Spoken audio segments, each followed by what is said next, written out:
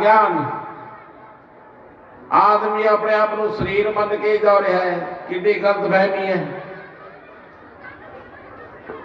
आदमी मानता है फलाना सिंह, ले दसो भी भाई 50 साल पहला नहीं थी, फिर उदो कौन सिंह थी, दुआई भी नहीं थी, और 50 साल बाद में भी नहीं होगा। इस शरीर का, ये शरीर का नाम है, तेरा नाम नहीं हो सकता।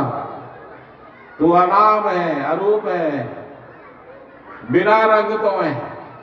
आदमी के अंदर कुछ ऐसा है जिन्हों अखंडता नाल संबंधित मनिया जा सकता है। आदमी का कब्जा सूर्य चंद्रमा ते हो सकता है, जो अपने अंदर थोड़ा जा हो कॉन्टैक्ट बना ले रब नाल। कोई नहीं सी नामदेव ने एक गौ नूं मरी हुई नूं खड़ा कर दिता सी 3 पैरां दे उपर। लाजमी उन्होंने संपर्क बन गया सी ब्रह्मण नाल। लाजमी अपने अंदर कोई केंद्र है, लाजमी कोई ऐसा चीज है अपने अंदर जिहदे नाल संपर्क बन गया तो आदमी का फिर जन्म नहीं होता है, आदमी मुक्त हो जाता है।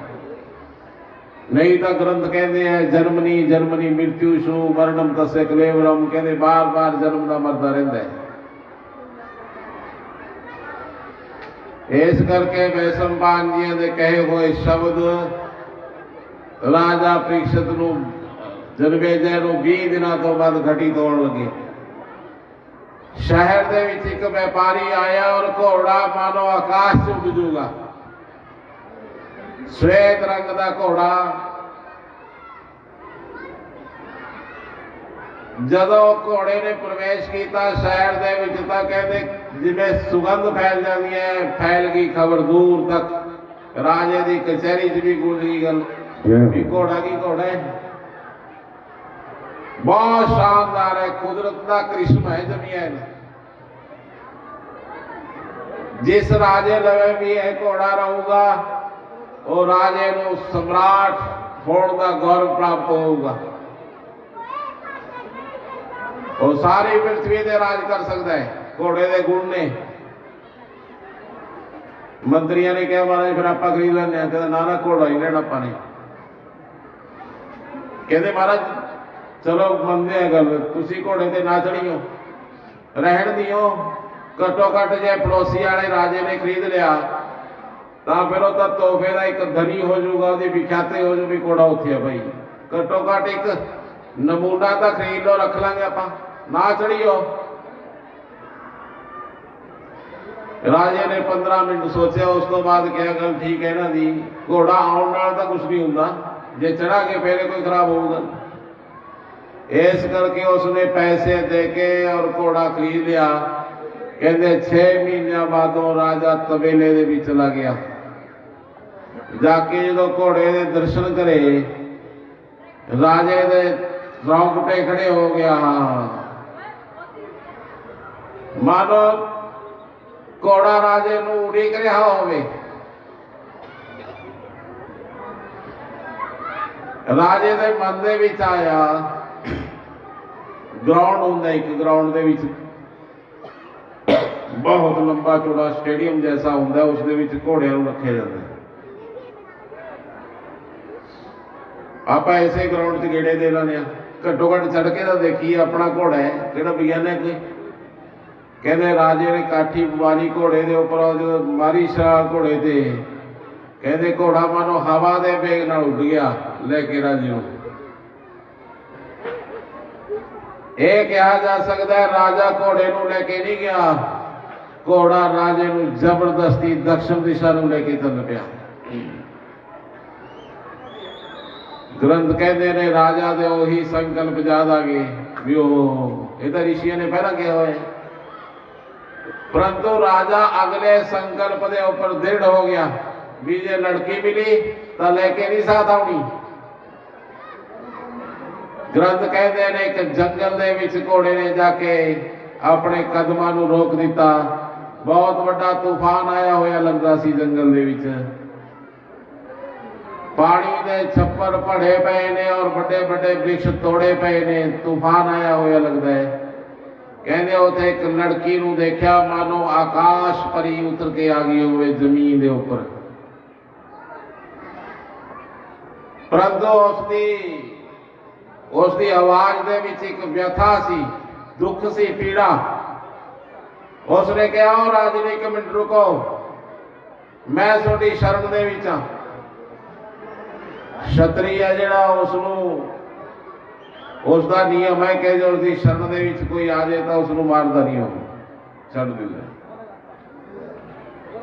ਰਾਜੇ ਨੇ ਕਿਹਾ, ਭਾਈ ਤੂੰ ਕੌਣ, ਉਰੇ ਕਿਵੇਂ? ਉਸਨੇ ਕਿਹਾ, ਮੈਂ ਫਲਾਣੇ ਸ਼ਹਿਰ ਦੇ ਰਾਜੇ ਦੀ ਪੁੱਤਰੀ ਹੈ, ਤੂਫਾਨ ਦੇ ਵਿੱਚ ਮੈਂ ਉਠਾ ਕੇ ਹਵਾ ਮੈਨੂੰ ਉਰੇ ਲੈ ਆਈ, ਕਿਰਪਾ ਕਰਕੇ ਮੈਨੂੰ ਉਰੇ ਸ਼ੇਰ ਵਗੈਰੇ ਖਾ ਜਾਣਗੇ, ਤੁਸੀਂ ਮੈਨੂੰ ਇਕੱਲੇ ਨਾ ਛੱਡ ਕੇ ਜਾਓ। ਕਹਿੰਦੇ ਆਪਣੇ ਮਨਮੋਹਕ ਸ਼ਬਦਾਂ ਨਾਲ ਔਰ ਅੱਖਾਂ ਦੇ ਕਟਾਕਸ਼ ਨਾਲ ਉਸਨੇ ਰਾਜੇ ਨੂੰ ਮੋਹਿਤ ਕਰ ਲਿਆ ਔਰ ਰਾਜਾ ਘੋੜੇ ਦੇ ਉੱਪਰ ਬਿਠਾ ਲਿਆ ਉਸਨੂੰ, ਲੜਕੀ ਨੂੰ। ਕਹਿੰਦੇ ਮਹਿਲਾਂ ਦੇ ਵਿੱਚ ਲੈ ਆਇਆ ਰਾਜਾ। नर चाहत कुछ और की और भई, आदमी कुछ और चाहता है, बन कुछ और जाता है।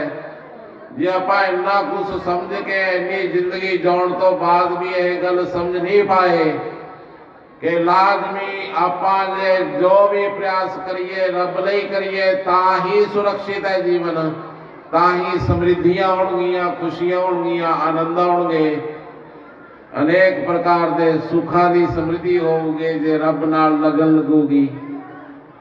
यह लोक भी परम पवित्र हो जाएगा और परलोक दे विच भी आदमी नूं सुहेला स्थान प्राप्त होंदा है।